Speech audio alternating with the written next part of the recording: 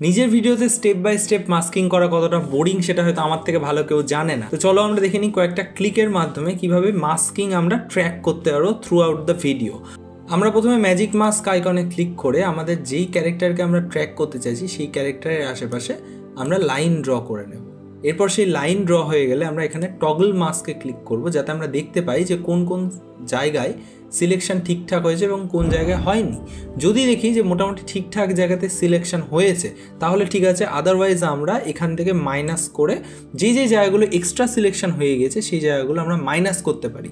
Otherwise যদি সব কিছু ঠিক থাকে দেন আমরা কোয়ালিটিতে এসে বেটারে ক্লিক করব এবং এইখানে দেখো যে ট্র্যাক ফরওয়ার্ড এবং ব্যাকওয়ার্ড যে আইকনটা সেটাতে ক্লিক করলে থ্রু আউট দ্য ভিডিও আমাদের মাস্কিংটা কিন্তু ট্র্যাক হবে এবং সেটা করবে দাভিঞ্চি রিজলভ সফটওয়্যারটা।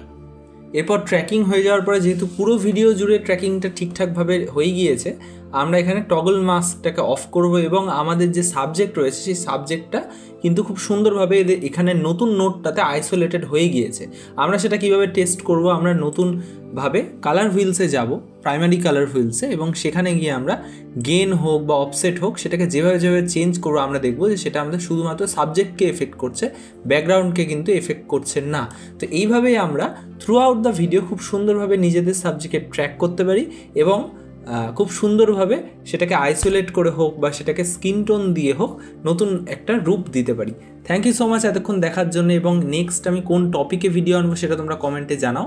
এবং যারা চাইছো যে দাভিঞ্চি রিজলভেরই আরও অনেক ধরনের সিরিজ বা নতুন টিপস অ্যান্ড ট্রিক্স আসুক তাহলে তোমরা কমেন্টে লেখো দাভিঞ্চি রিজলভ।